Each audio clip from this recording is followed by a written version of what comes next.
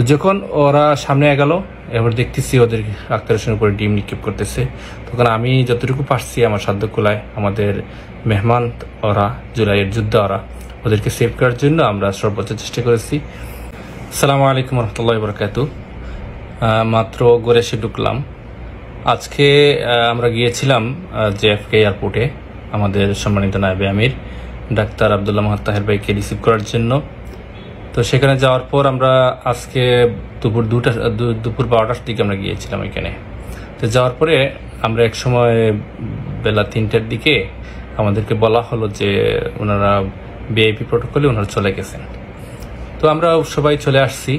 হঠাৎ 15 মিনিট পরে আবার ফোন আসলো যে না, ওনারা সবাই একসাথে বের হবেন রেগুলার লাইন দিয়ে। ডাক্তার আব্দুল মোহাম্মদ তাহের ভাই, মির্জা ফখরুল ইসলাম আলমগীর সাহেব এবং আক্তার হোসেন এবং তাসিম যারা, ওরা বের হবে। তো আমরা কি করলাম, ব্যাক করে আবার চলে আসলাম এয়ারপোর্টে, কারণ মির্জা ফখরুল ইসলাম আলমগীর সাহেবের পাসপোর্টে একটু সমস্যা হয়েছিল, এইটা আমরা জেনেছিলাম আর কি। সেই জন্য ওনার একটু দেরি হওয়ার কারণে রেগুলার লাইন দিয়ে বের হচ্ছেন। তো আমরা চলে গেলাম আমাদের দেশকে রিসিভ করার জন্য। তো একটা সময় পরে ওনারা বের হয়ে আসলেন সবাই। তো সবাই বের হওয়ার পরে আমরা সামনে এগোচ্ছিলাম। তো এক সময় আমিও সামনে ছিলাম। তো সামনে থাকার কারণে আমি ওই একটু আগে এগিয়েছিলাম। তো এগোনোর কারণে আমি মোটামুটি চলে গিয়েছিলাম মির্জা ফখরুল সাহেবের কাছেই। তো এখানে ওনারা ফলো করতেছিলেন আমাদের কনসুলেট জেনারেলের যা অফিসাররা আসছিলেন, ওনাদেরকে উনি ফলো করছিলেন। তো উনি একা কনসুলেট জেনারেল থেকে একজন দেখছি, এরপরে আরো 2-1জন থাকতে পারে, ওদের চিনি নাই, কিন্তু একজনকে আমি চিনছি। কিন্তু ওইখানে বিএনপির কোনো লোক ছিল না, এনসিপির কোনো লোক ছিল না। তো আমরা মনে করছিলাম যে আমাদের তাহের ভাই ওইদিকে আসবেন, কিন্তু ওইখানে একটা রেড লাইট পড়ার কারণে ওনারা একটু ওইদিকে পিছনে পড়ে গেছিলেন। পিছনে পড়ে যাওয়ার কারণে ওই গ্রুপটা এগিয়ে গেছে, আর আমরা ওই গ্রুপের সাথে চলে আসছিলাম।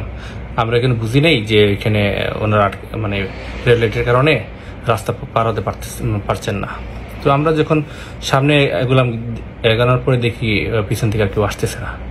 কিন্তু এটিকে এই মুহূর্তে ওই আমাদের যারা আজকের এই সমস্যাটা শুরু করছিল, এই আওয়ামী লীগের যারা কুচক্রী মহল যাদেরকে বলা হয়, যারা শুরু করছিল, ওরা মির্জা ফখরুল সাহেবকে গালাগালি করতেছিল, এরপর আক্তারকে গালাগালি করতেছে, এরপরে পায়ে লাথি মারতেছে, অনেক কিছু করতেছিল। তাসিম যারাকে ওরা ধাক্কাধাক্কি করছিল হালকা হালকা, বেশি করে নাই প্রথম অবস্থায়। পরে আমরা সামনে গিয়ে দেখি যে ওদের অবস্থা বেশি ভালো না। আমরা সাবেক শিবির 5 জন ছিলাম, ওইখানে 5 জনই আমরা ছিলাম। আমাদের 5 জন, ওদের অফিসার 1 জন ভালোভাবে দেখছি, আর 2-1জন থাকতে পারে, আর সাংবাদিক 5-6 জন, আর বাকি সব আওয়ামী লীগের সন্ত্রাসীরা। তো যখন ওরা সামনে এগালো, এবার দেখতেছি ওদের আক্তার হোসেনের উপরে ডিম নিক্ষেপ করতেছে। তখন আমি যতটুকু পারছি আমার সাধ্য কুলায়, আমাদের মেহমান ওরা, জুলাইয়ের যোদ্ধা ওরা, ওদেরকে সেভ করার জন্য আমরা সর্বোচ্চ চেষ্টা করেছি।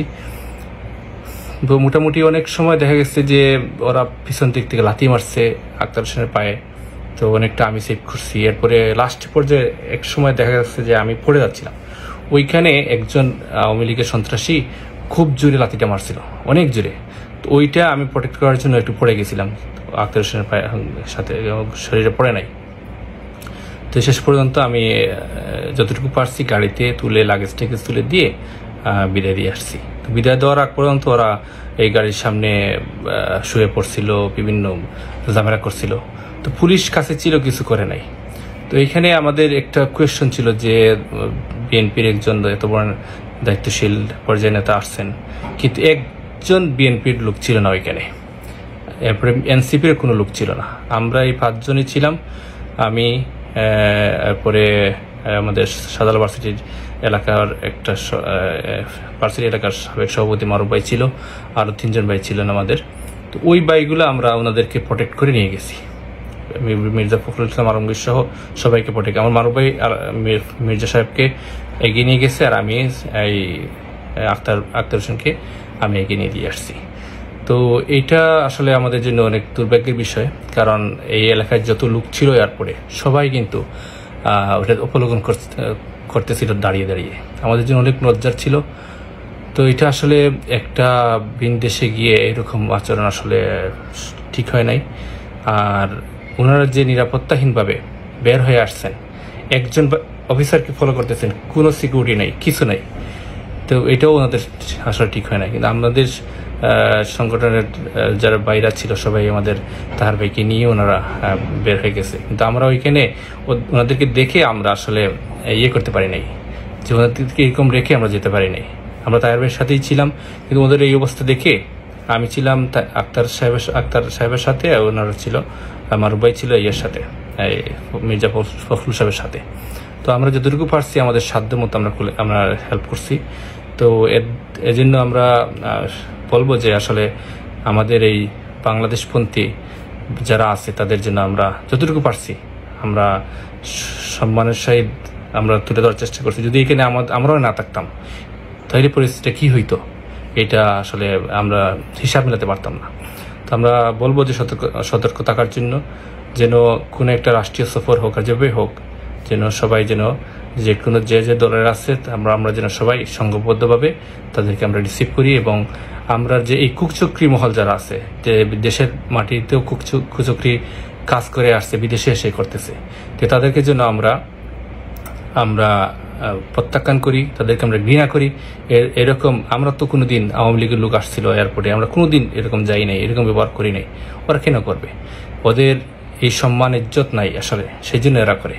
তো আমাদের এই ঘটনা থেকে অনেক শিক্ষা আছে, যার যেটা শিক্ষা নেওয়ার সেটা যেন ওনারা নিতে পারে। তাই আহ্বান জানাচ্ছি। আর সবাইকে মোবারকবাদ। অনেকে আমাকে মোবারকবাদ জানিয়েছেন আমি এখানে থাকার কারণে, অথবা একটু সবার উপকার হয়েছে। তো জাযাকাল্লাহ খাইরান সবাইকে। আসসালামু আলাইকুম।